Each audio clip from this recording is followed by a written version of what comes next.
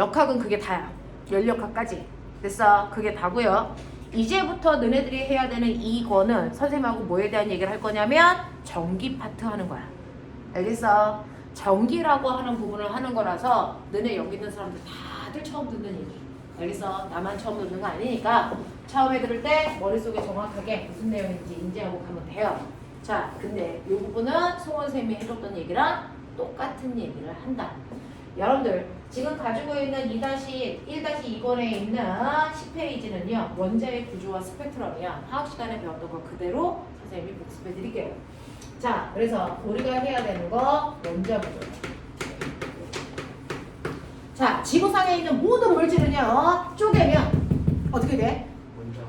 쪼개면 더 이상 쪼갤 수 없는 가장 작은 입자가 남는다고 배웠죠. 그래서 모든 물질은 쪼개면 더 이상 쪼갤 수 없는 가장 작은 입자가 남는데요. 그 가장 작은 입자를 뭐라고 부르래요? 원자라고 부르래요. 됐어? 그래서 지구상에 있는 모든 물질은 더 이상 쪼갤 수 없는 가장 작은 입자 원자로 되어 있다. 누가 그랬게? 송은쌤 아니야. 누가 그랬어? 볼턴이 그랬어.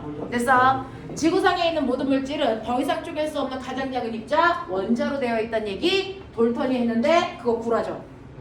그쵸? 사실은 원자 속에는 원자보다 더 작은 입자가 몇 종류? 세 종류 들어있습니다. 세 종류 들어있습니다. 그 중에서 원자의 중심을 우리는 뭐라고 합니까? 원자 핵이라고 하고요. 이 원자 핵 속에는 두 종류의 입자가 들어있죠. 플러스의 전기적 성질을 띠고 있는 아이가 있고 전기적 성질을 띠고 있지 않은 아이가 있죠. 플러스의 전기적 성질을 띠고 있는 아이들을 뭐라 그럽니까? 양성자라고 하고요. 전기적 성질을 띠고 있지 않은 아이를 뭐라 그럽니까? 중성자라고 하는 이 두 가지 입자가 원자 핵 속에 들어있고요. 그리고 바깥쪽에는 마이너스 전기적 성질을 띠고 있는 누가 있다? 그렇죠. 전자가 들어있다. 이렇게 해서 세 종류의 입자가 있다는 거 우리 배웠어요. 됐죠? 자, 근데 옛날에 돌턴뿐만 아니라 많은 과학자들이 원자가 더 이상 쪼갤 수 없는 가장 작은 입자라고 생각했는데 그 안에 이 세 종류의 입자가 있다는 건 과학자들이 한 명 한 명 발견한 겁니다. 자, 그러면 이제 생각해 보세요. 이 중에서 가장 먼저 발견된 게 뭐였을까? 전자. 그렇죠. 그죠? 이 셋 중에서 가장 먼저 발견된 게 바로 전자가 가장 먼저 발견됐습니다. 전자를 발견한 과학자가 누구게? 이제 외우세요. 톰슨이라는 과학자가 맨 처음에 전자를 발견했습니다. 자, 이 전자를 발견하기 위한 실험을 했겠죠? 그 전자 발견하는 실험을 뭐라 그랬냐면? 아니요. 전자를 발견하는 거, 전자는 마이너스죠? 마이너스니까 뭐예요? 음극선 실험. 그죠? 음극선 실험을 했는데 이 음극선 실험의 내용은 뭐냐면요. 실제로 금속 덩어리를 썼어요. 자, 왜 금속이야? 금속 속에는 자유롭게 움직이는 자유전자들이 드글드글 하니까. 그러면 얘네들이 자유롭게 움직일 수 있으니까 밖으로 나오는 것도 자유로워? 그렇지 못해요. 왜? 원자 핵에 있는 양성자가 전자를 잡아당기는 정전기적 인력 때문에 못 튀어나와요. 맞아. 그러면 이렇게 원자 속에 있는 전자를 밖으로 튕겨 나오게 하려면 양성자가 잡아당기는 힘이 10이라고 쳐봐. 그러면 얘가 그 밖으로 튕겨 나오려면 적어도 10 이상의 에너지를 얻어야만 잡아당기는 힘을 끊고 밖으로 튀어나올 수 있거든요.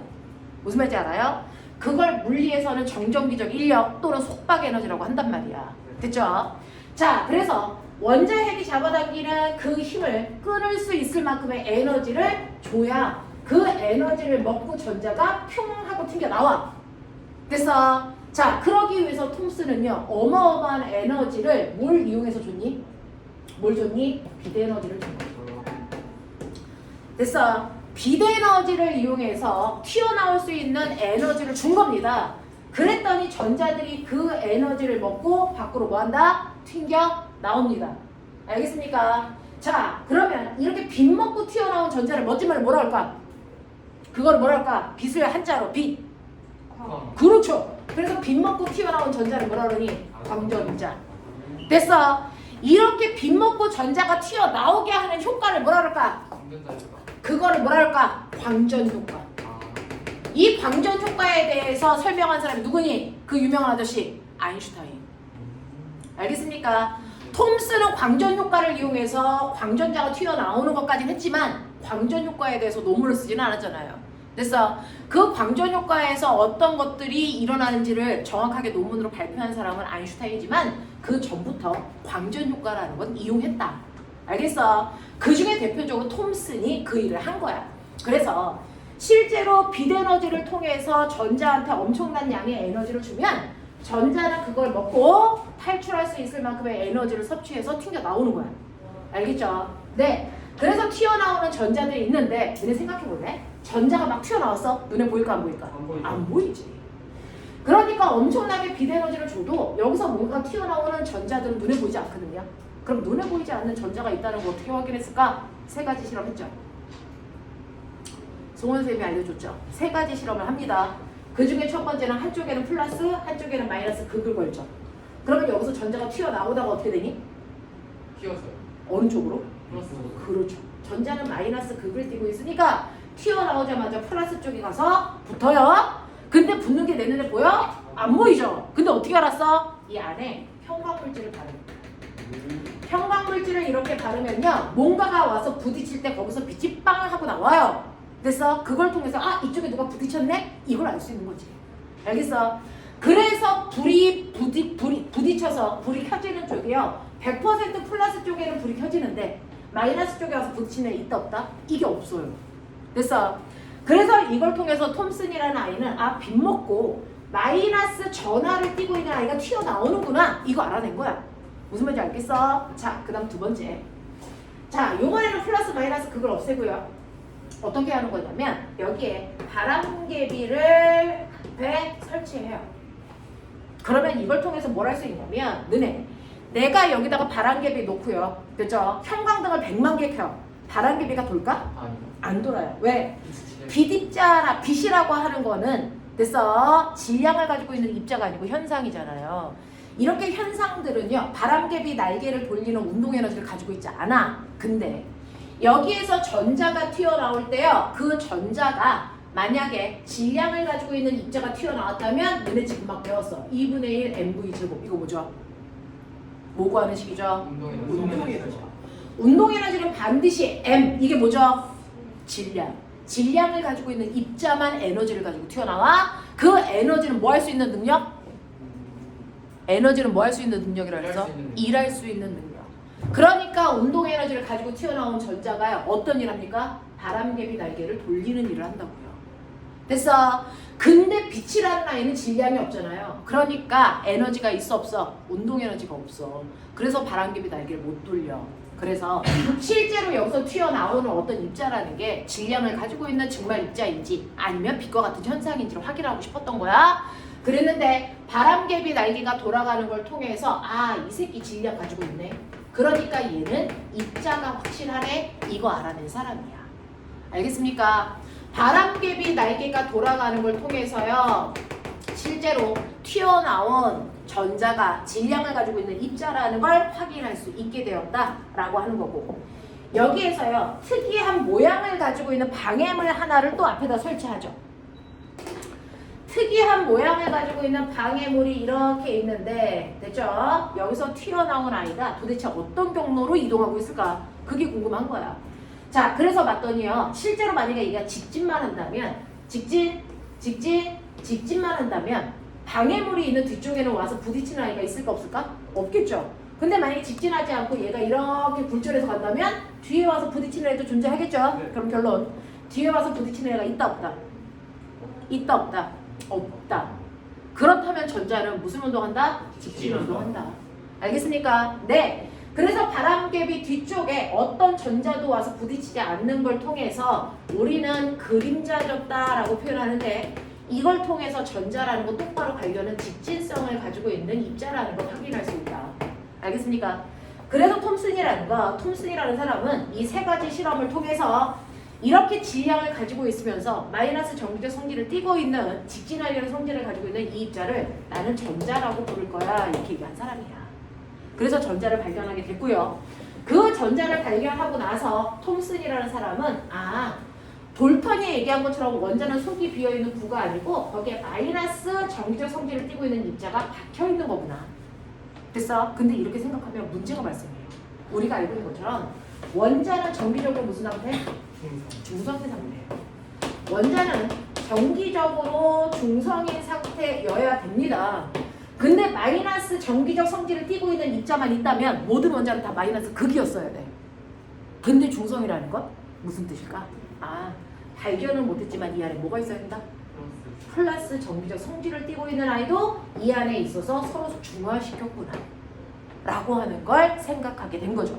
그래서 톰슨이 발견한 건 전자지만 그 전자 발견을 통해서 이 안에 플러스 성격을 띠고 있는 입자도 있다라는 걸 생각하게 된다. 알겠어? 그래서 플러스와 마이너스가 이렇게 군데군데 박혀있는 푸딩의 모형을 제시한 사람이 톰슨이었어. 알겠어? 자, 그랬다가 그 다음에 누가 등장하니? 러더퍼드라는 사람이 등장해. 러더퍼드라는 사람이 등장을 해서요. 이 사람은 뭘 생각했냐면 톰슨이 발견하지 못한 플러스 입자가 진짜 있어? 이거 확인하고 싶은 거야.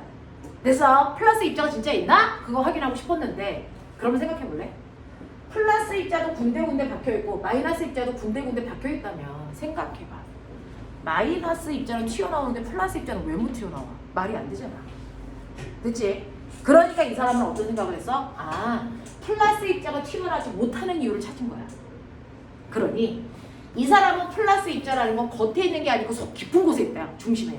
그래서 네, 중심의 깊은 곳에 있고 이 플러스 정기적 성질을 띠고 있는 아이는 똑같은 에너지를 흡수해도, 그렇죠? 똑같은 힘을 흡수해도 질량이 더럽게 모여서 커서 가속도가 뭐하니? 엄청나게 작아. 그러니까 잘 튀어나와 못 나와? 못 나오는 거다 라고 생각한 거야.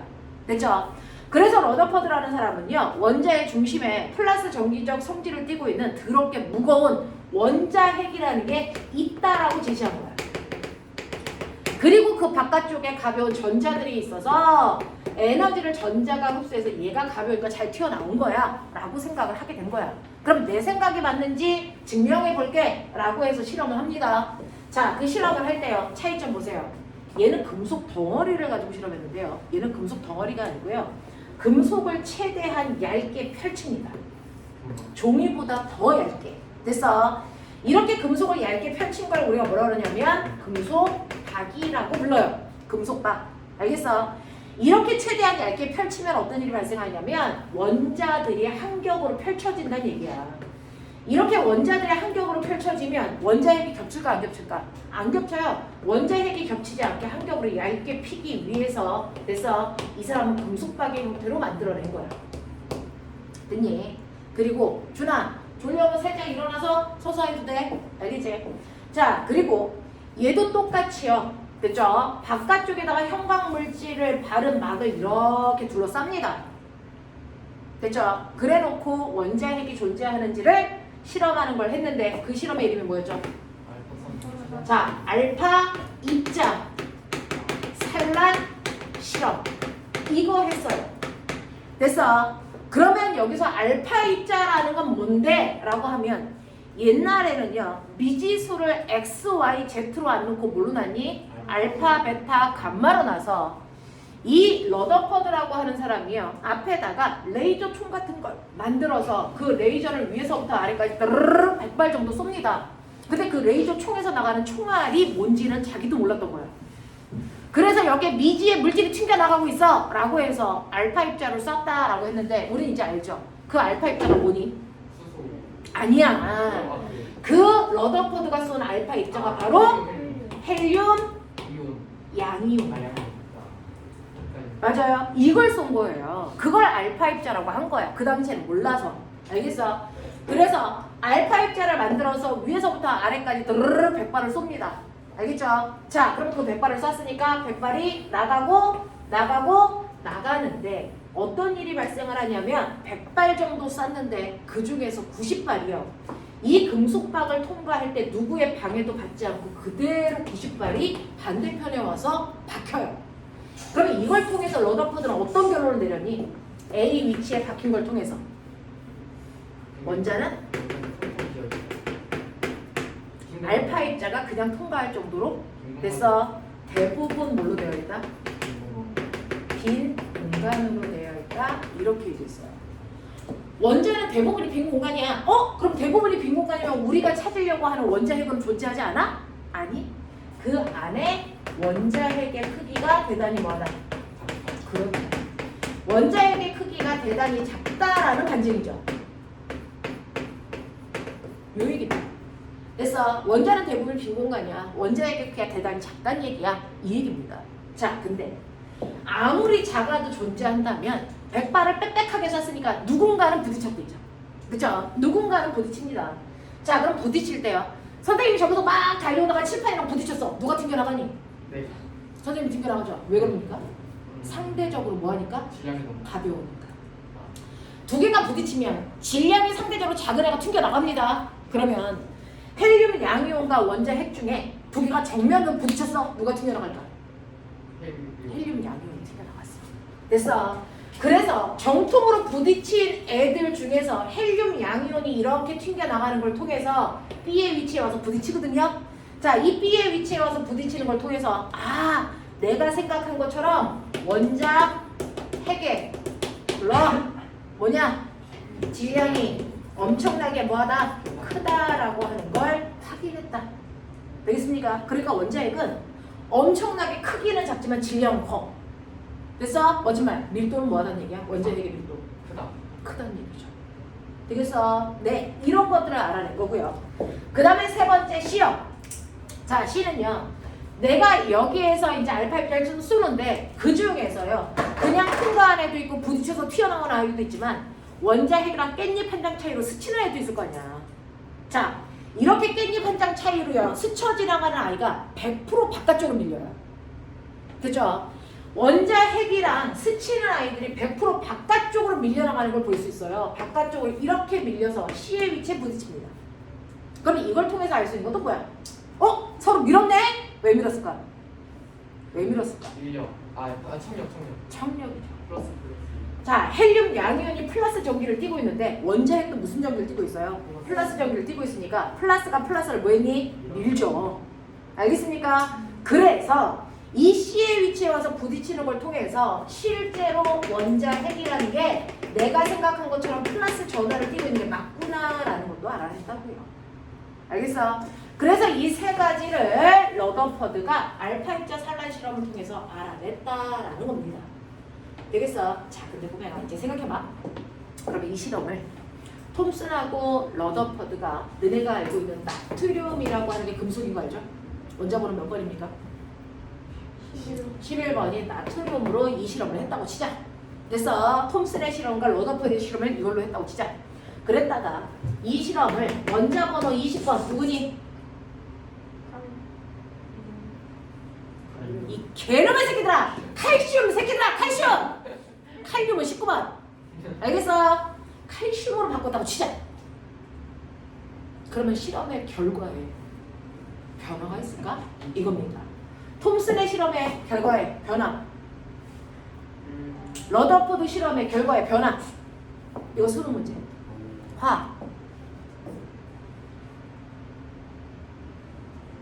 자, 금속의 종류를 바꿨어요. 톰슨 실험의 결과의 변화.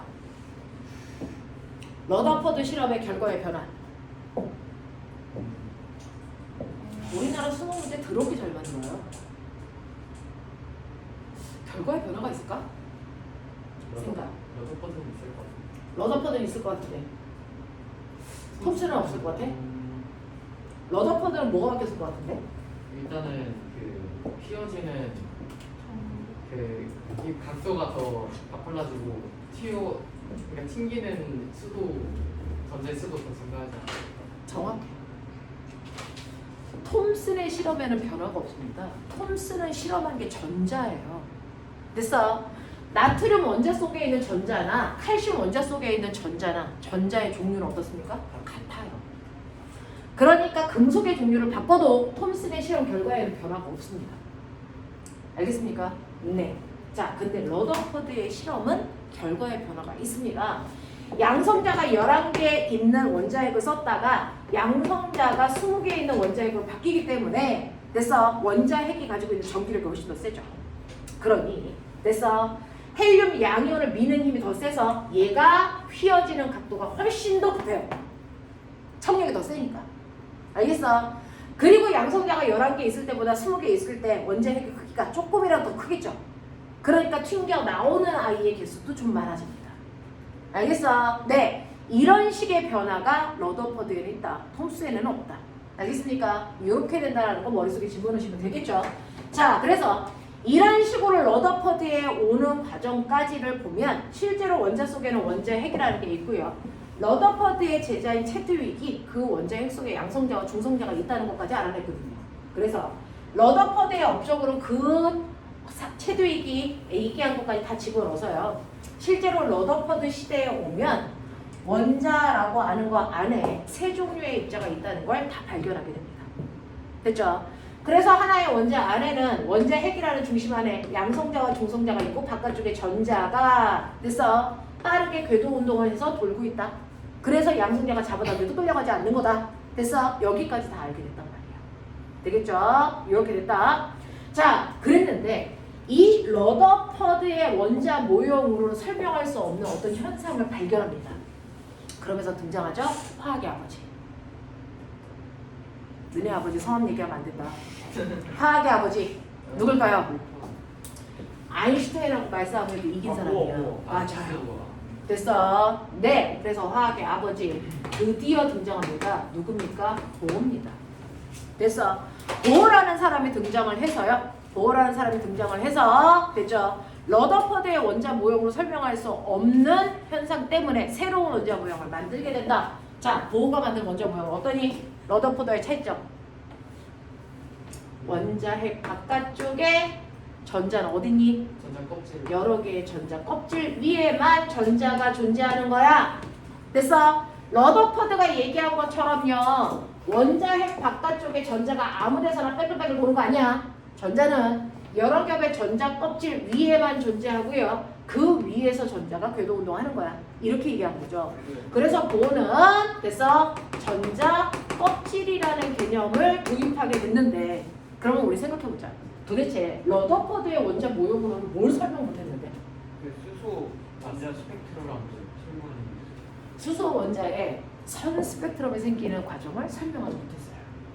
우리요 화학 시간에 배웠으니까요. 여러분들이 알고 있는 것처럼 실제로 전자들은 여러 겹의 전자 껍질 위에만 존재한다. 근데 각각의 전자 껍질마다 됐어? 그 껍질에 들어오기 위해서 필요한 에너지 값이 됐어? 불연속적으로 결정되어 있는 거죠. 예를 들어 전자들이 첫 번째 껍질에 있어야 된대요. 자, 첫 번째 껍질에 있으려면 첫 번째 껍질에 맞는 에너지를 가지고 있어야 되겠죠. 됐죠? 예를 들어 1이라고 치자. 전자가 두 번째 껍질에 있대요. 그럼 두 번째 껍질에 에너지가 얼마인데? 예를 들어 4라고 치자.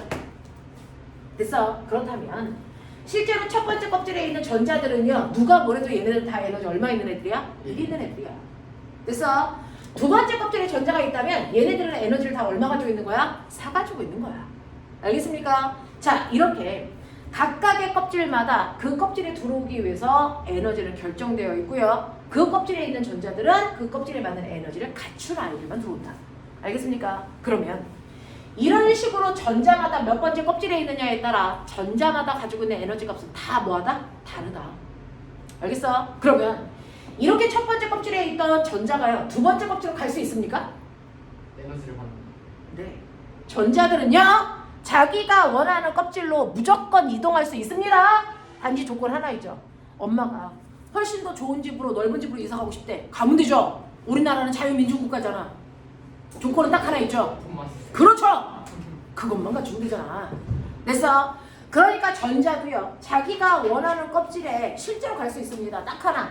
그 껍질에 맞는 에너지만 갖춘다면. 그러면 얘는 에너지가 1이 쏟는데 어떻게 4가 돼요? 4가 될 수 있는 방법 뭡니까? 주변에서 에너지를 얼마만큼?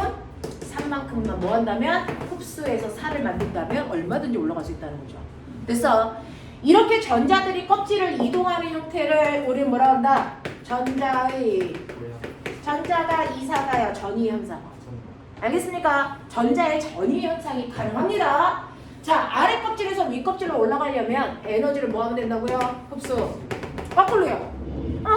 나는 위 껍질에서 아래 껍질로 내려갈래. 뭐 하면 되니? 방출. 에너지를 방출하면 된다고요. 됐어? 보면 흡수할 때 에너지는 3 흡수했어. 방출할 때는 얼마? 3. 그대로 3이야. 알겠어? 네. 자, 그러면 실제로 얘네들이 윗껍질로 올라갈 때 에너지를 흡수해야 되는데요. 우주에서는 이렇게 태양에서요 엄청난 에너지가 쏟아져 나옵니다. 됐죠? 그럼 나 물어볼게요. 태양에서 나오는 에너지는 큰 거 나오니 작은 거 나오니? 큰 거. 다 나와요. 아, 다 나옵니다. 우리가 알고 있는 하늘에 떠 있는 별들이라고 하는 아이들은요 에너지가 작은 애부터 에너지가 큰 애까지 동시에 모든 에너지를 쏟아냅니다. 됐죠? 자, 그래서 이러한 별들에서 나오는 에너지를 우리가 뭐라 그러니? 전자 기파. 알겠습니까? 파동의 형태로 에너지가 쏟아져 나와. 자, 근데 인간들이 인위적으로요. 이 전자 기파라고 하는 에너지를 에너지의 크기에 따라 인간들이 인위적으로 나눠요. 그 중에서 에너지가 큰 영역에 해당되는 걸 인간들은 뭐라고 부른다? 이걸 방사선이라고 불러. 알겠냐? 그 방사선 중에서도 가장 에너지가 큰 게 바로 김정은 오빠가 좋아하는 거. 핵이 터질 때 나오는 감마선. 그래서 얘는 에너지가 너무 커서 우리 몸에 있는 세포를 뭐하니? 죽여. 빠른 속도로 진동시켜서 터트려버리는 거야. 그래서 사람이 죽는 거야. 에너지가 너무 커서. 알겠습니까? 자, 이 감마선보다는 에너지가 조금 작지만 방사선이라니까 또 하나 있죠? 뭡니까? 여러분들이 뼈 부러졌을 때 찍는 거. 네, 그 X선이요. 됐습니까? 네, 에너지 영역에 따라 인간들이 이름 붙인 거야. 방사선, X선. 알겠습니까? 네, 그 다음에 중간 사이즈의 에너지도 나와요. 그 중간 사이즈의 에너지를 우리는 인간들이 뭐라고 부른다? 빛이라고 부르는 거야. 이게 빛이야. 자, 근데 그 빛 중에서 에너지가 제일 큰 게 뭐니? 빛이라고 부르는 애들 중에서 그나마 제일 에너지가 큰 게 오존층에서 흡수해. 적에서. 자외선. 자외선. 알겠습니까? 자외선. 됐죠? 얘는 에너지가 크기 때문에 얘도 세포를 죽일 수 있어요. 근데 우리처럼 발달한 생물들의 세포를 잘 못 죽이고요. 단세포 생물들만 죽이니까 걔네들을 이용해서 살균 작용하는 거죠. 살균이라는 단어를 뜯어서 보세요. 세균을 죽인다는 얘기예요. 알겠어요? 네, 그런 역할을 하는 거야. 그 다음에 내가 너를 볼 수 있는 거 뭐 때문이니? 가시광선. 그렇죠. 가시광선. 됐어. 그 다음에 햇빛 밑에 가면 따뜻해. 열작용하는 광선. 적외선이요. 이 세 개를 인간들이 빛이라고 부르는 거거든요. 그 빛 중에서 에너지가 제일 큰 게 자외선, 가시광선, 적외선입니다. 알겠습니까? 위로 올라갈수록 에너지가 커지는 거야. 자, 그 다음에 에너지가 가장 작은 영역에 해당되는 것들을 우리는 싸잡아서 뭐라고 부르냐면 전파. 왜? 인간들이 통신할 때 얘네들을 쓰거든요. 그래서 만들어서 씁니다. 그 중에서요, 여러분들 전자레인지에서 나오는 거 있어. 그렇죠. 마이크로웨이브. 전자레인지에서 사용하는 겁니다. 그 다음에 여러분들이 한시도 없어서는 못 사는 핸드폰 주파수 영역대. 자, 셀폰 주파수. 이렇게 얘기하는 거야. 됐어? 그 다음이 TV 주파수. 그 다음이 라디오 주파수에 해당되는 FM, AM입니다. 여기서 얘네들을 싸잡아 전파라고 부르는 거죠. 통신 영역으로 생길 거니까. 됐어? 그래서 이런 식으로 별들한테는요 에너지가 큰 빛만 나오는 게 아니고요, 에너지가 제일 작은 애부터 큰 애까지 쭉 나온다고요. 그 중에서 훨씬 더 별이 크고 뜨거울수록 위에 고에너지 영역을 많이 방출하는 것 뿐이야. 알겠어? 우리 태양은 큰 편이냐 작은 편이냐? 작은 편이야. 우리 태양은 작은 편이야. 됐어? 그래서 태양에서 나오는 주된 방사선은요 가시광선이에요. 알겠습니까? 네. 자, 하지만 방사선 나오겠죠? 그러면 방사선이 나오면 이게 햇빛이 지구에 들어오면 우리 살 수가 없을 거 아니야. 다행히도요, 지구의 대기권 밖에 됐어. 네. 자, 이 대기권 밖에 전리층이라고 하는 지구 자기장에서 만들어진 층이 방사선을 못 들어오게 방어막을 형성했어요. 그래서 튕겨 나가는 거죠. 그래서 히라쌤한테 배우셨죠. 그래서 실제로 태양 복사 에너지 중에서 30%는 들어오지 못하고 그대로 반사돼서 나간다. 얘네들이 바로 얘네들입니다. 그래서 지구에 생명체가 살 수 있는 거예요. 알겠어? 그래서 너네 가끔 가다가 천체에 다른 행성에 생명체가 살 수 있는 조건들 됐어요? 네. 액체 상태에 물만 있으면 살 것 같아? 아니요. 실제로 이렇게 모든 공간에서 별들한테서 방사선이 온다고요. 근데 그 방사선이 행성에 그대로 들어가면 그 행성에 생명체가 살 수 없거든요. 맞아. 그래서 이렇게 자기장이 형성된 행성에서만 생명체가 살 수 있어요. 이 방사능을 막아주기 때문에. 알겠어? 그래서 너네가 우주에 나가면 그 우주인들이 입는 우주복 있죠? 그게 100kg가 넘어요. 왜 이렇게 무겁게 만들었어? 다양한 기능을 탑재해야 되니까. 그 중에서 어떤 기능이 있어요? 저 방사선을 막아주는 기능이 있어야 돼요. 너네가 우주에 나가서 우주복 안 입고 산소호흡기만 껴? 뒤져. 왜? 방사능 맞아서. 핵이 막 터지고 있는 중이야. 알겠어? 네, 이런 것들이거든요. 됐죠? 자, 그런 역할을 할 수 있는 게 우주복이라고요.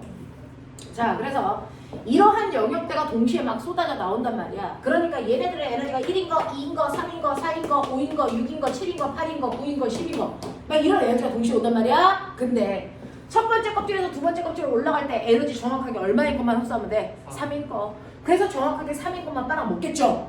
이런 일을 하는 거야. 근데 저는 첫 번째 껍질에서 두 번째로 안 갈고요. 전 첫 번째에서 세 번째로 가고 싶어요. 이런 애도 있어요. 저는 세 번째 껍질로 가고 싶어요. 세 번째 껍질은 에너지가 얼마냐면 9라고 치자. 그렇다면 첫 번째 껍질에서 세 번째 껍질로 올라가려면 에너지 얼마 흡수해야 되니? 8이요. 됐어. 이렇게 흡수한단 말이야. 자기가 껍질을 이동하기 위해서 껍질과 껍질 사이의 에너지 차이만큼을 전자들은 흡수하면서 위로 올라가거든요. 됐죠? 그러니 어떤 일이 발생을 하냐면 여기까지 납득하셨죠? 그러니 어떤 일이 발생을 하냐면 이렇게 태양에서 다양한 종류의 에너지가 옵니다. 그 중에서 우리 눈에 보이는 가시광선도요. 꼬맹아. 얘 이름이 뭐니? 프리즘을. 한국말로 뭐라 그러니? 빛을 분산시킨다.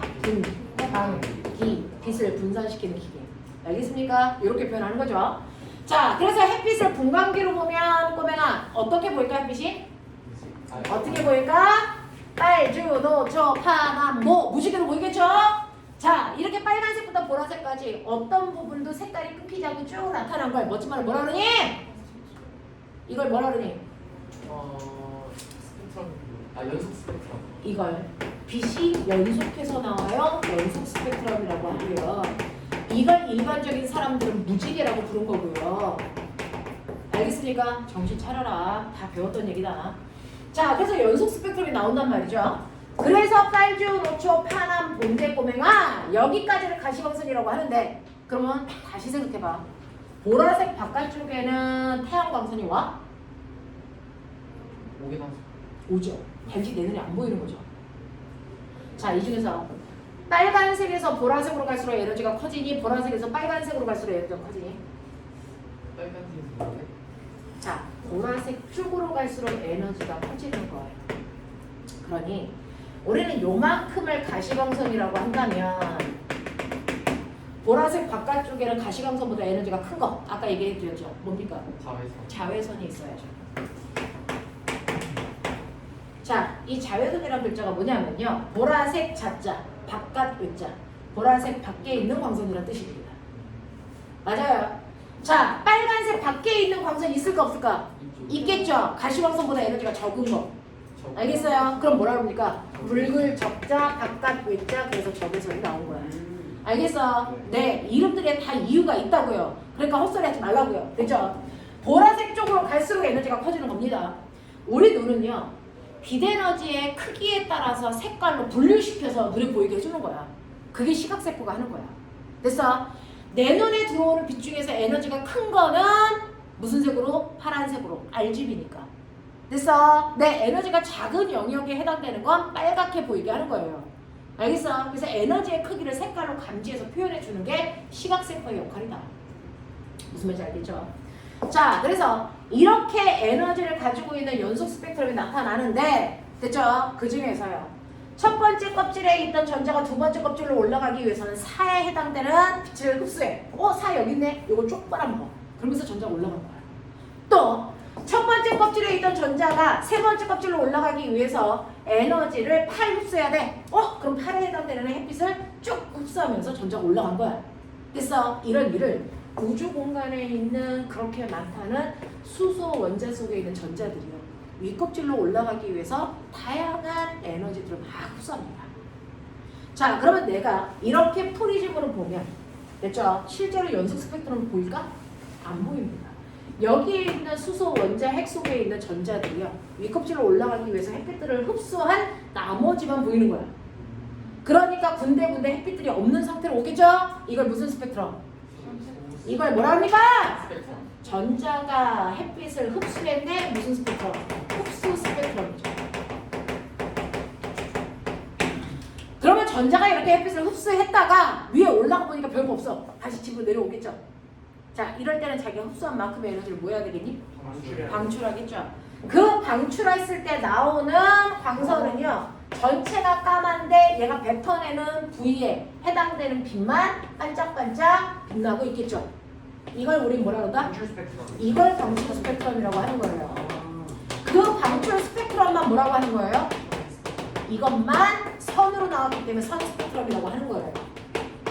무슨 말인지 알겠어? 흡수 스펙트럼은 선 스펙트럼이라고 안 합니다. 근데 신기하게도 흡수 스펙트럼과 선 스펙트럼을 합체시키면 얘가 뭐로 돌아가니? 연속 스펙트럼이 돼요. 그러면 정확하게 흡수한 만큼을 뱉어내네? 도대체 이 정확한 에너지 요거는 왜 필요했을까? 그래서 이걸 설명하기 위해서 보호는 무슨 개념을 도입했다? 전자 껍질에 에너지 준이라는 개념을 도입하게 됩니다. 그래서 러더포드처럼 전자가 아무 데서나 막 뱅글뱅글 돌고 여기 있는 전자나 여기 있는 전자나 차이가 없는 게 아니고 전자가 몇 번째 껍질에 있느냐에 따라 에너지 값은 결정되어 있고 됐죠? 그 결정되어 있는 껍질을 이동하기 위해서는 에너지를 흡수 또는 방출하기 위해서 우주 공간에 흡수 스펙트럼과 방출 스펙트럼이 만들어지는 거구나 로 설명한 사람이 보호랍니다. 알겠습니까? 이렇게 됩니다. 자, 그래서 흡수 스펙트럼과 방출 스펙트럼이라고 하는 게 왜 생기는지를 머릿속에 집어넣으시면 되겠죠. 이렇게 됩니다. 자, 그럼 꼬맹아. 실제로요, 이거 가지고 다양한 실험을 하기도 하는데, 준아, 졸려면 살짝 일어나. 너무 애쓰지 말고. 졸릴 수도 있죠. 학교 갔다 오는데 어떻게 안 졸렸냐? 너 학교 가서 애들이랑 뛰어놀지 마! 그냥 그림처럼 학교 가서는 앉아있어. 뛰어놀지 말고. 자, 책표 24페이지 6번. 24페이지 6번 뭐야? 네. 가그림이 뭐야? 연속 스펙트럼. 지랄하고 있네. 흡수 스펙트럼. 흡수 스펙트럼. 아, 그렇죠. 그쵸? 나그림은? 방출 스펙트럼. 그렇죠. 알겠어? 그거 합체해봐. 연속 스펙트럼. 그렇죠. 알겠어? 얘가 정확하게 합체가 된다는 얘기는 가를 만들어낸 기체와 나를 만들어낸 기체의 종류가 뭐하다는 거야? 같다는 거야. 같은 기체가 만들었네? 이런 얘기잖아. 맞아. 화내는 거 아니야. 열심히 수업하고 있는 거야. 근데 그거 봐라. 선생님이 고3 문제 얘기해줄게. 자, 이렇게 햇빛을 프리즘으로 보면 연속 스펙트럼이 나온다 했죠? 네, 그래서 햇빛을 프리즘으로 보는데 실제로 햇빛을 잘 프리즘으로 보지 않고요. 실험을 할 때는 햇빛을 대용할 수 있는 게 있어요. 태양을. 맞아요. 백열전구. 그래서 백열전구를 프리즘으로 보면 여러분들 연속 스펙트럼 나오는 거예요. 백열전구에서 나오는 빛이 뭘 통과하게 하냐면 저온의 기체가 들어있는 통을 통과해서 오게끔 할 거예요. 저온의 기체. 자, 그럼 저온의 기체가 햇빛을 흡수하면 당연히 얘가 뭐가 되겠나요? 고온의 기체가 되겠죠. 그러면 저온의 기체가 고온의 기체가 됐다는 얘기는 뭐니? 저온의 기체들이 햇빛을 흡수해서 전자들이 밑껍질로 올라간다는 얘기예요. 그럼 당연히 이때 무슨 스펙트럼이 나타날까요? 흡수 스펙트럼이 나타나겠죠. 됐어. 네, 그래서 저온의 기체를 통과시켰다라고 하는 건 흡수 스펙트럼을 만들어냈다 이 뜻입니다. 됐죠? 그랬다가 고온의 기체가 되면 이제 백열전구 끄고 고온의 기체만 관찰하는 겁니다. 그러면 얘네들은 고온의 기체인 윗껍질로 올라간 전자들이 아래 껍질로 뭐하게 됩니까? 내려오게 되죠. 그러면서 고온의 기체들을 관찰하면 무슨 스펙트럼이 만들어지니? 방출 스펙트럼인 선 스펙트럼이 만들어지는 거예요. 알겠습니까? 네, 이걸 관찰한 사람이 바로 보호라는 사람입니다. 그래서 이러한 선 스펙트럼이 만들어지는 과정을 설명하기 위해서는 에너지가 다른 됐어 위치를 설명해야 되기 때문에 전자껍질이라는 개념을 도입하게 됐다. 알겠어? 자, 그 중에서요. 원자핵이랑 제일 가까운 껍질부터 멀리 있는 껍질까지요. 그래서 껍질 번호를 보호는 붙였죠. 아, 그쵸. 가장 가까이 있는 껍질부터가 넘버 1 껍질, 넘버 2 껍질, 그래서 넘버 몇 번째? 무한대. 네, 무한 번째 껍질까지 존재한다. 전자 껍질은 무한겹 있는 거다. 네. 마치 양파 껍질처럼. 근데 아래쪽 껍질보다 위 껍질로 올라갈수록 껍질이 갖는 에너지 값은 뭐해지는 거다? 커지는 거다. 그렇다면 무한 번째 껍질이 가장 많은 에너지를 가질 텐데 너무 커서 그 에너지를 얼마로 하겠다? 0. 그렇지. 0으로 하겠다. 그렇다면 그거보다 아래쪽 껍질의 에너지가 작아서 무슨 값을 갖는 에너지가 생긴다? 음수 값을 갖는 에너지를 다 가질 거다. 됐어? 그러면 각각의 껍질이 갖는 에너지 값은 어떻게 계산하면 된다? 라는 식까지 만들어낸 사람이 뭐야? 물론 마이너스 K제곱. 죽여버릴 거야 새끼야. 아. N제곱분의 K. 13.6. 정신 차려라. 1310. 됐죠? 네. 그래서 껍질 번호에 제곱분의 1만큼의 각각의 에너지를 가지고 있다, 껍질들은. 근데 어차피 이건 상수값이니까 우리 그냥 1로 치환해. 그래서 그러니 첫 번째 껍질은요. 껍질 번호가 1이니까 집어넣어봐. 에너지 값 얼마? 에너지 값 얼마? 마이너스 1. 두 번째 껍질은요. 마이너스 4분의 1. 이런 식으로. 그래서 뭐 한 번째 껍질은요. 0이요. 그렇다면 너네 알죠? 첫 번째 껍질이 갖는 에너지 값은요. 네, 지울게요. 지민이가 영상을 봐야 되는데 혹시 영상이 끊겼을 거야. 어? 오. 지울 거야. 네가 지웠다고 할 거야. 네? 그럼 내가 지웠다고 하고 내가 혼나? 네가 혼나는 게 낫지?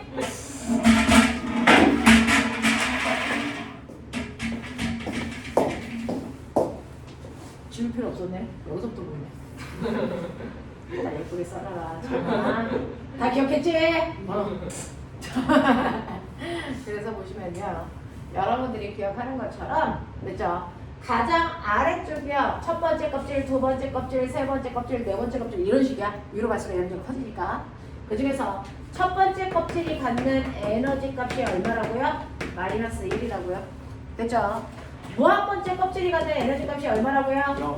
0이라고요? 그렇다면 꼬맹아 논리적으로 생각해봐. 첫 번째 껍질부터 무한 번째 껍질까지의 에너지 차이가 얼마니? 1. 1이죠. 네. 오, 네. 됐어? 네. 그러면 나는 껍질과 껍질 사이의 에너지 차이만큼을 간격으로 벌릴 건데 첫 번째 껍질에서 무한 번째 껍질까지 에너지 차이 1을 요 간격 놓을 거야. 그럼 첫 번째 껍질과 두 번째 껍질의 에너지 차이는 얼마인지 좀 보자. 됐어? 자, 두 번째 껍질은요. 에너지 값이 얼마죠? 마이너스 4분의 1이죠. 그러면 첫 번째와 두 번째 사이의 에너지 차이는 얼마니? 4분의 3입니다. 그런 전체 1 중에서 4분의 3만큼의 간격 차이를 두고 첫 번째 껍질과 두 번째 껍질을 벌려놓으셔야 돼요. 됐어? 그러면 나머지 4분의 1 중에서 두 번째 껍질과 세 번째 껍질의 에너지 차이는 얼마일까? 세 번째 껍질은 꼬맹아 에너지 값이 얼마냐면 마이너스 9분의 1이 값이에요. 그러면 요들의 에너지 차이가 얼마입니까? 개놈의 새끼들아! 에너지 차이를 절대값으로 큰 숫자에서 작은 숫자 빼면 되는 거야. 어? 그러니까 4분의 1에서 9분의 1 빼면 되는 거야. 뭐 어려워? 얼마나? 36분. 아 그게 어려운 거야? 36분에 오. 5죠. 오. 됐어? 네. 그러니 요 차이는 36분의 얼마냐면요. 9인데 그쵸? 4분의 1이니까 4분의 1이 36분의 9인 건 어려운 일인가요? 아니요. 그쵸? 그 중에서 두 번째 껍질과 세 번째 껍질 사이의 에너지 차이가 무려 36분의 5나야 된다고. 그러면 우리가 느낄 수 있는 게 뭐야? 아, 윗껍질로 갈수록 에너지 차이가 점점 뭐해진다? 줄어든다? 그러니까 껍질과 껍질 사이의 간격이 점점 뭐해져야 된다? 좁아져야 된다. 그래서 여러분 화학이나 물리에서 보면 전자 껍질이 위로 가서 따닥따닥 붙어있잖아요. 그래서 네, 껍질과 껍질 사이의 에너지 차이를 간격으로 만들었기 때문에 위로 갈수록 껍질 간격이 점점 좁아집니다. 알겠어? 그 껍질에 전자들이 이렇게 있는 거였다고요. 이런 식으로. 됐죠? 이런 식으로 전자들이 존재해. 자, 그러면 전자들이 위 껍질로 올라갈 때 에너지를 흡수했다면 거꾸로 얘기해. 전자들이 아래 껍질로 내려오려면 에너지 뭐 한다고? 방출. 그쵸? 자, 그럼 전자들이 몇 번째 껍질에 있던 상관없이 몇 번째 껍질로 내려올 때가 가장 많은 에너지를 뱉어낼까? 1번. 당연히 첫 번째 껍질로 내려와야 적어도 4분의 3 이상은 방출하겠지. 그렇죠. 무슨 말인지 알겠죠? 그러니까 전자들이 가지고 있는 처음의 위치는 어디든 상관없이 얘네들이 첫 번째 껍질로 내려올 때가 가장 많은 에너지를 방출한다라는 걸 누가 알아낼게? 이제 보호는 아니야. 라이먼. 네, 라이몬이라고 하는 근데 이게 사람이야. 라이돈 계열이에요. 그게 라이몬 계열이죠. 아. 근데 얘네들이 첫 번째 껍질로 내려올 때요. 무슨 광선에 해당되는 에너지 파장을 내보냈을까요? 자외선. 그렇죠, 내 새끼들아. 그래서 자외선 계열을 방출했다고 이 새끼들아. 납득 버전. 네. 전자들이 어디 있던 상관없이요. 몇 번째 껍질로 내려올 때가 두 번째로 많은 에너지를 방출할까요? 두 번째 껍질로 내려올 때가 두 번째로 많은 에너지를 방출하면서 내려오겠죠. 납득합니까? 그 두 번째 껍질로 내려올 때요. 무슨 광선에 해당되는 에너지를 방출할까? 가시광선. 당연하겠죠. 자외선보다 작은 거니까 가시광선이겠죠. 알고. 그렇죠. 소방관님한테 필요한 거. 전달하기만 해, 이 새끼들아. 자, 그다음에 세 번째. 전자들이 어디든 상관없이 몇 번째 껍질로 내려올 때가 3번. 세 번째 껍질로 내려올 때가 세 번째로 많은 에너지 방출하겠지? 자, 무슨 광선? 저기서. 적외선. 누가 알아냈어? 그렇죠. 파셴. 됐어? 그래서 꼬맹아, 라발파. 못하면 병신이야. 라발파. 알겠어? 자외선, 가시광선, 적외선. 알겠습니까? 네. 이렇게 된단 말이야. 자, 그래서 이런 식으로 광선들의 출입이 일어난다는 걸 됐어? 설명할 수 있었던 건 각각의 껍질이 가지고 있는 에너지가 뭐하기 때문이야? 불연속적이기 때문이야. 됐죠? 첫 번째 껍질이 갖는 에너지가 마이너스 1, 두 번째 껍질이 가지고 있는 에너지는 마이너스 4분의 1. 그럼 꼬맹아, 마이너스 2분의 1의 에너지를 갖는 전자는 존재할 수 있니 없니? 없어요. 없다. 그렇죠. 양자원. 됐죠? 이렇게 전자들이 가지고 있는 에너지 값이 불연속적, 멋진 말, 양자화되어 있기 때문에. 알겠습니까? 전자들이 이동하기 위해서는 에너지를 흡수 또는 방출할 수밖에 없다. 에너지가 불연속적이니까 계단을 올라가려면 힘줄 수밖에 없다는 거죠. 그렇죠? 그래서 연속 스펙트럼이 나타나지 않고 선 스펙트럼이 나타나는 거다. 알겠습니까? 이렇게 얘기한 겁니다. 자, 그러면 이런 식으로 전자들이 움직일 때 이때 얘가 내려올 때 에너지가 퓨 하고 방출돼. 자, 근데 실제로 이제 물리로 가자. 그러면 에너지. 됐어? 파동 에너지를 구하는 방법이 뭐냐면 HF입니다. 그렇죠. 이거는 파동 파트에 가서 다시 해드릴 거예요. H는 에너지 구하기 위해서 필요한 상수값이야. 플랑크라는 아저씨가 알아냈다 그래서 플랑크 상수라고 해. 그냥 상수야. 모든 상수는 그냥 일로 봐. 됐어? 그리고 F는요, 파동에서 쓰는 진동수를 나타내는 단어야. 됐어? 1초에 20번 진동했어요. 진동수 얼마? 20Hz. 요거 20 여기다 넣으라고. 네. 되겠어? 이게 에너지 구하는 거라고. 됐냐? 그래서 파동에서의 에너지는 HF로 계산을 하는데, 그럼 선생님, 이 아이가요. 세 번째 껍질에 있다가 두 번째 껍질로 내려와요. 그러면 껍질과 껍질의 차이만큼의 에너지를 방출하겠죠? 그 방출하는 에너지가 HF 값을 갖는다고요. 맞아? 네. 이때 방출한 진동수의 크기 얼마입니까? F는 H분의 E3 마이너스 E2로 내서하면 되죠. 알겠어? 별거 없죠? 지금 제대로 기억하고 있는 거야? 여기서 놓치면 큰일 나. 자, 그래서 진동수는요 이렇게 계산하는 겁니다. 자, 그러면서 나중에 가서 배울 건데 선생님이 상대성 이론을 설명했죠. 강속은 뭐한다? 불변. 강속도 속력이니까요. 속력 구하는 식. 속력은 시간분의 거리죠. 우리가 다른 속력은 V라고 쓰는데요. 광속만 C라고 써요. 다른 속력하고 구분하기 위해서. 됐죠? 자, 그 중에서 시간이요. 됐죠? 빛은 파동이니까 한 번 진동하는데 걸린 시간. 우리 특강 시간에 했어요. 한 번 진동하는데 걸린 시간 뭐예요? 주기. 분해. 그 한 번 진동하는 동안 간 거리를 파장이라고 부릅니다. 맞아. 네. 자, 근데 너네 알죠? 주기분의 1과 똑같은 게 뭐라고? 진동수. 진동수와 주기는 역수관계라고 내가 얘기했다. 등속 원운동할 때 다 했다. 그래서 주기분의 1을 다른 말로 진동수로 바꿔서 써도 되니까 F 남다. 이게 광속을 구하는 식이야. 그래서 광속을 구하는 식 C는 F 남다입니다. 근데 여러분들이 보시는 것처럼 C는 F 남다인데 광속이 불변한다, 일정하다, 기억납니까? 그럼 광속은 일정하니까요. 진동수가 커지는 만큼 파장의 길이 뭐 해줘야 되니? 짧아져야 되죠. 납득합니까? 네. 그러니까 파장하고 진동수는 반비례 관계가 있어요. 됐죠? 그래서 여러분들이 알고 있는 것처럼 진동수는 람다분의 C 이렇게 쓰시면 돼요. 그러니 여기에 있는 진동수 자리에다가 대신해서 뭐 집어넣어도 돼요? 람다분의 C를 집어넣어도 공식은 성립합니다. 가자.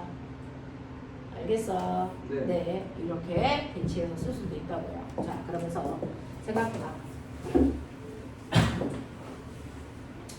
이렇게 전자들이 껍질을 이동할 때 보시면 이렇게 여러 겹의 껍질들이 있고요. 그 껍질들을 전자들이 이동하기 위해서 에너지를 방출한단 말이야. 자, 첫 번째 껍질, 두 번째 껍질, 세 번째 껍질, 네 번째 껍질, 무한 번째 껍질 이렇게 표현하죠. 네. 그렇죠?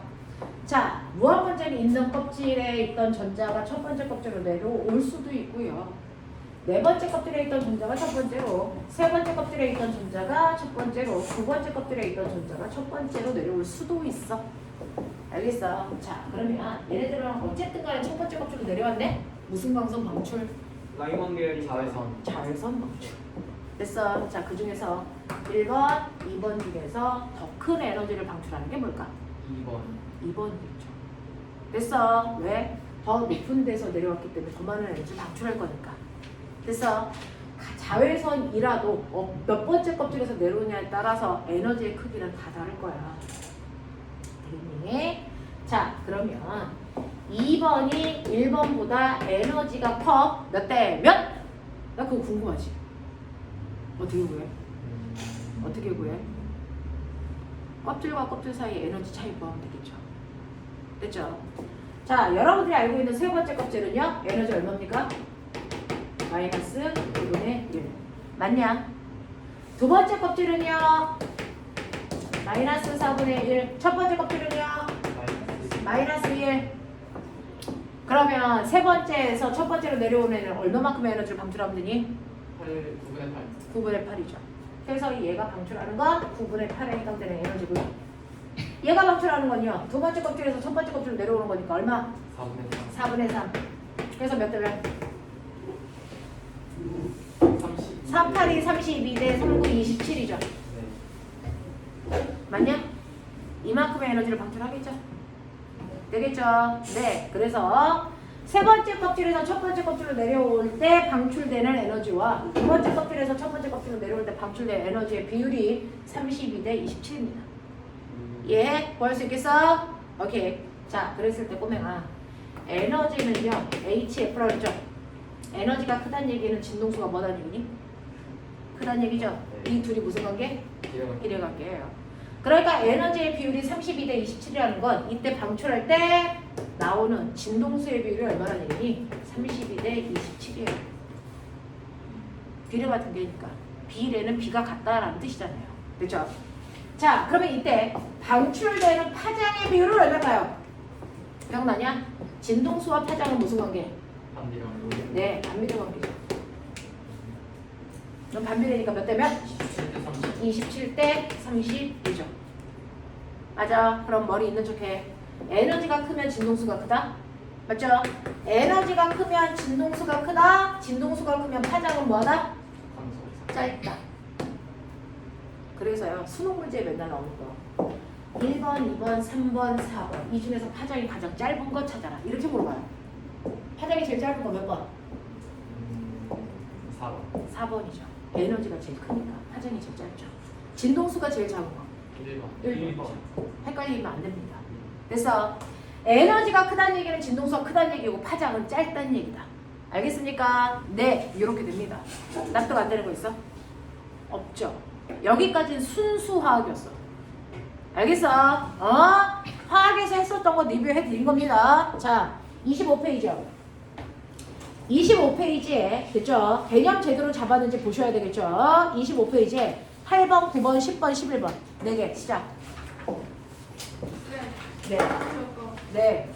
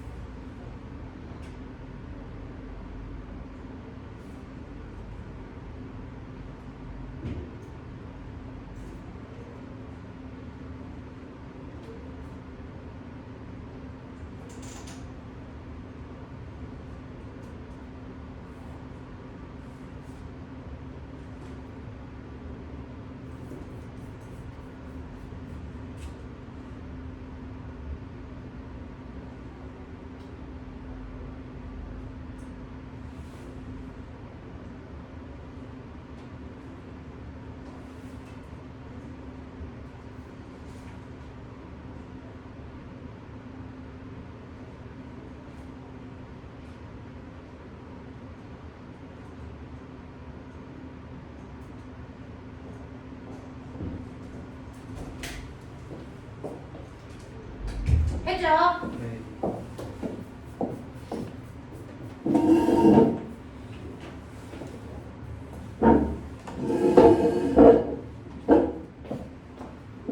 자, 그 중에서 보면 핵심이 이제 그 안에 들어있어서 해보라는 건데 8번 같은 경우에는 계산하는 문제예요. 그쵸? 네. 자, 화학에서는 실제로 이렇게 막 에너지 차이를 계산하진 않습니다. 물리이기 때문에 가능한 건데 고의 수소 원자 모형에서 양자수라고 하는 껍질 번호 얘기하는 겁니다. 양자수가 N일 때 에너지 준위는 이렇게 계산하는 거야. 우리는 K라는 상수 줬는데 상수 대신에 13.6 줬어요. 그럼 13.6 집어넣고 계산하시면 되겠죠. 자, 전자가 양자수 두 번째 껍질에서 첫 번째 껍질로 내려올 때 됐어? 이 뜻이잖아요. 그러면 두 번째 껍질이 갖는 에너지에서 첫 번째 껍질이 갖는 에너지의 차이를 빼면 돼요. 됐죠? 그래서 계산하니까 얼마 나옵니까? 10.2 에너지 볼트라고 읽는 거예요. 에너지 볼트. 알겠습니까? 자, 요만큼의 에너지를 방출하는 광자가 나오는 거구나. 빛이 나오는 거구나. 라고 하는 거 기억해 두시면 되고요. 자, 9번 문제를 정확하게 이해할 수 있나? 라고 하는 건데요. 선생님 말씀드렸죠. 전자는 무조건 껍질로 가는 거야. 중간에 가운데 떠 있을 수 있어 없어? 없어요. 그러니까 그 다음 껍질로 갈 수 있을 만큼의 에너지를 흡수해야만 움직이고요. 그 다음 껍질로 갈 수 없으면 에너지 흡수 자체를 안 합니다. 그러면서 제가 이제 말씀드릴게요. 자, 1번. 9번의 기억보기 맞을 것 같습니까? 이거 얼핏 보면 되게 맞아 보입니다. 근데 뭐가 문제냐면요. 전자와 같은 아주 작은 입자들이 있는 세계가 미시세계고요. 우리가 있는 공간은 거시세계입니다. 그렇죠? 자, 이 미시세계에서 나타나는 역학은 조금 더 달라요. 자, 이 미시세계에서요. 전자 한 개가 흡수할 수 있는 광자는 다시 말해서 비대면이에요. 한 개만 흡수해요. 전자 한 개가 광자 하나밖에 못 먹어요. 알겠어? 그러니까 전자 하나가 광자 두 개 먹는다? 이거 있을 수 없는 일이야. 무슨 말인지 알겠어? 네. 그래서 기억보기 보시면요. 첫 번째 껍질에 있던 전자가 5.1 에너지 볼트의 에너지를 갖는 광자 두 개. 자, 이게 틀린 거예요. 광자 두 개를 한꺼번에 못 먹어요. 알겠습니까? 그래서 기억보기 틀렸다라고 하는 거고요. 두 번째 보시면 2.9 에너지 볼트의 에너지를 갖는 광자는요. 두 번째 껍질인 상태에 있던 전자의 에너지 준위를 0.5 에너지 볼트인 상태로 만들 수 있니? 라고 했어요. 당연히 에너지 먹으면 0.5가 되는 건 맞아요. 그쵸? 근데 그러면 0.5가 있을 수 있는 공간이 있나 봐? 없죠. 그러니까 그런 전자는 만들어질 수 없다라는 겁니다. 이해되겠죠? 자, 디귿 볼게요. 세 번째 껍질에 있던 전자가 1.89만큼의 에너지를 방출한다면 이랬어요. 그러면 에너지를 방출하니까 내려와야 되겠죠? 자, 그러면 세 번째 껍질이 가지고 있던 에너지가 얼마냐면요. 그래서 마이너스 1.51이야. 자, 얘가 에너지를 얼마만큼 방출하냐면 1.89만큼 에너지를 방출하면 에너지는 더 줄어들어야 되겠죠? 알겠습니까? 네, 마이너스 1.89 해보세요. 에너지 얼마 됩니까? 마이너스 3.40 0입니까? 네. 그러면 마이너스 3.40이 어느 껍질을 얘기하는 겁니까? 두 번째 껍질이죠. 그래서 얘는 두 번째 껍질로 이동할 수 있다라고 하는 겁니다. 무슨 말인지 알겠어? 네님 8번하고 9번이 해석이 됩니까? 이제 되겠습니까? 네. 자, 10번이요. 빨리 풀어. 못 푼 사람들. 10번, 11번 빨리 풀어.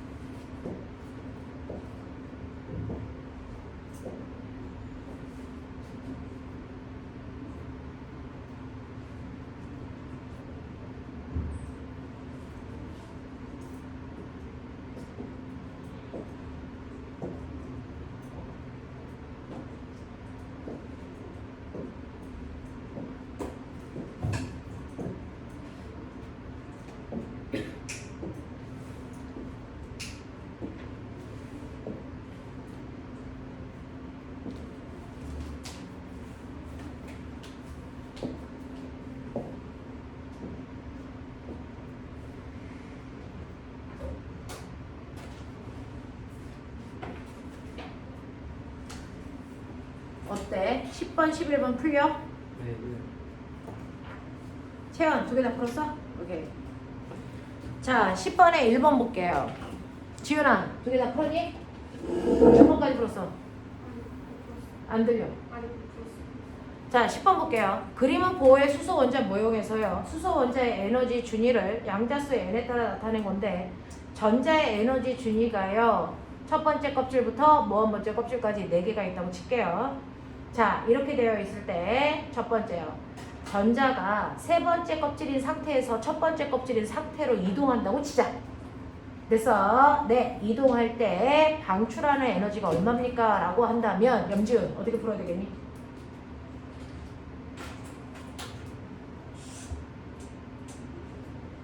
시계가 앞에. 안 들려. 시계가 앞에. 식이 어디 있어요? 세 번째 껍질에 있던 전자가 첫 번째 껍질로 이동한대요. 그러면 이때 방출되는 에너지가 얼마니? 라고 묻는 거예요. 어떻게 보여요?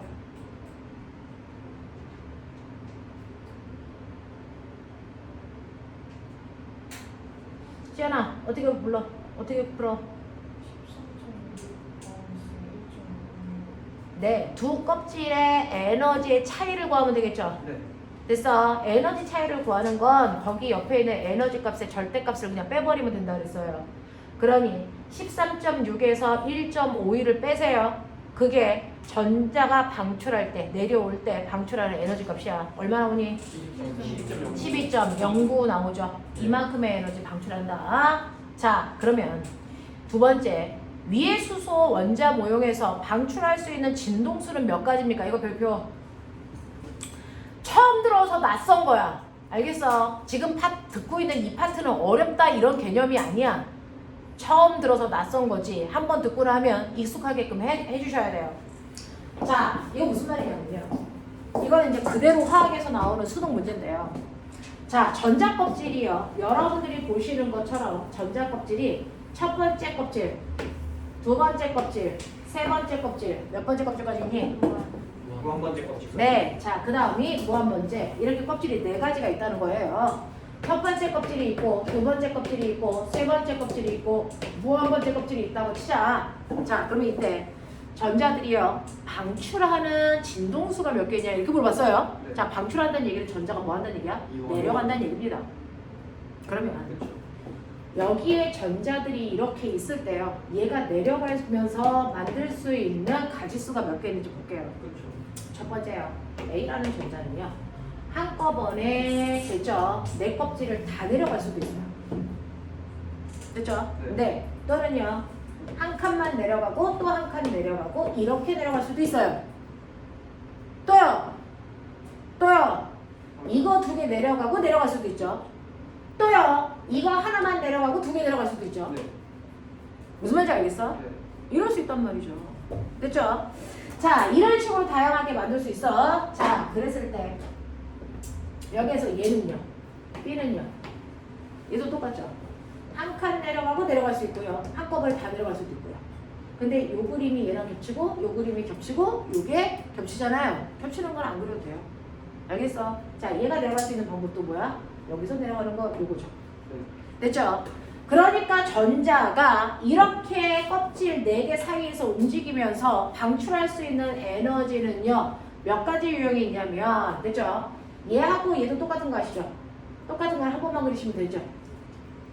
맞죠? 네. 그럼 몇 가지 파장을 만들 수 있냐면, 하나, 둘, 셋, 넷, 다섯, 여섯, 보입니까? 네. 6가지의 에너지를 만들 수 있어서 진동수가 6가지가 나옵니다. 이해돼? 이렇게 그리시라고. 이렇게 그리시라고. 자, 그래서 6가지라고 쓰시면 돼요. 자, 그 다음에 11번. 이거 11번 보시면 가나다에 해당되는 계열술에 됐어? 라이먼 계열, 발머 계열, 파시엔 계열 이거 쓰란 얘기지. 자, 그 중에서 꼬맹아 가는 무슨 계열? 라이머. 네, 첫 번째 껍질로 내려오니까 라이먼 계열이라고 쓰셔야 돼요. 그쵸? 자, 나는요. 발머. 두 번째 껍질로 내려오니까 발머고요. 다는요. 파시엔이라고 쓰셔야 된다. 알겠습니까? 자, 그 다음에 2번 가죠. 가나다 중에서 가시광선에 해당되는 건 뭐야? 나. 네, 맞아. 두 번째 거 쪽으로 내려오는 거. 이해됩니까? 이렇게 가주셔야 된다. 낫들어요? 오케이. 넘길게요. 자, 그러면서 여러분들이 가지고 있는 이제 시간이 다 돼가지고요. 선생님은 1번을 설명해 드리고 싶은데 26페이지에 이거는 식사하시고 나서 선생님이 설명해 드릴 거예요. 자, 그렇다면 됐죠? 1번을 빼고 지금은 27페이지에 3번만 하고 끝내드릴게요. 27페이지 3번 무슨 말이냐?